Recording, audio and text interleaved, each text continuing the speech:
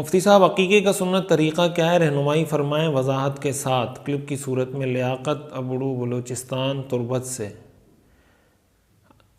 अकीक़े के हवाले से 3-4 बातें जो समझने की हैं। पहली बात ये कि अकीक़ा पैदाइश के 7वें रोज़ करना मुस्तहब है। 7वें रोज़ का मतलब ये होता है जिस दिन बच्चे की विलादत हुई वो भी उसमें काउंट होता है। तो जुम्मे को विलादत हुई है तो अगली जुमेरात वो उसका 7वां दिन होगा। और इसी तरह हफ्ते के दिन विलादत हुई है तो अगला जुम्मा उसका 7वां दिन होगा। वो जिस दिन पैदाइश हुई है वो भी उसमें काउंट होता है। एक तो ये बात समझने की है।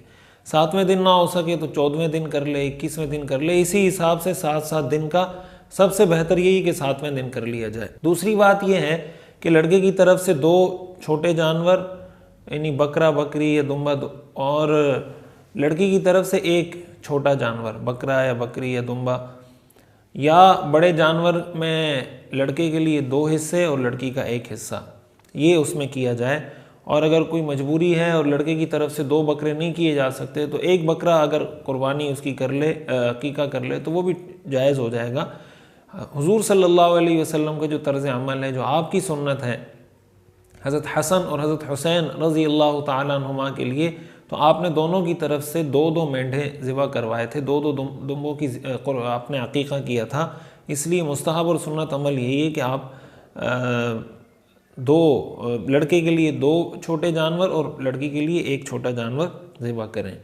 दूसरी बात अकीक़े के हवाले से ये है कि अकीक़े का सारा गोश्त आप ख़ुद घर में भी रख सकते हैं, और अच्छी बात है 3 हिस्से कर लें जैसे कुर्बानी में करते हैं, तो बहुत अच्छी बात है। वो चाहे आप बिरयानी पका के लोगों को खिलाते हैं, ख़ुद खा लें, लोगों में कच्चा गोश्त तकसीम कर लें, इसकी आपको इजाज़त है।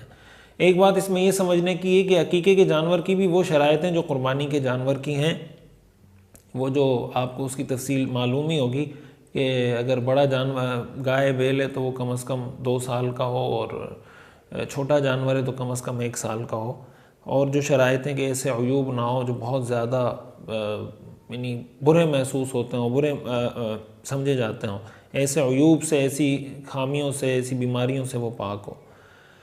और इसी के साथ साथ एक मुस्तहब अमल ये भी है कि अकीक़ा करने के बाद बच्चे के सर के बाल मूंद कर उस बालों के वज़न के बराबर सोना या चांदी सदका कर दिया जाए, ये भी एक मुस्तहब अमल है।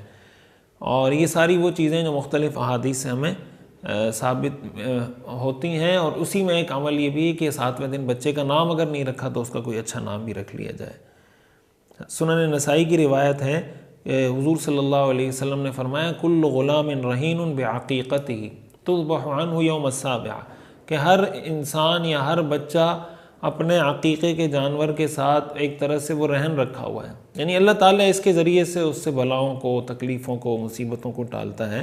तो अल्लाह ने किसी को वुसअत दी हो तो अक़ीक़े का अहतमाम ज़रूर करना चाहिए, और अगर किसी को ताकत नहीं दी, इस्तिताअत नहीं दी, तो अक़ीक़ा करना कोई फ़र्ज़, वाजिब, लाजिम नहीं है कि अगर आप नहीं करेंगे तो गुनाहगार हो जाएंगे।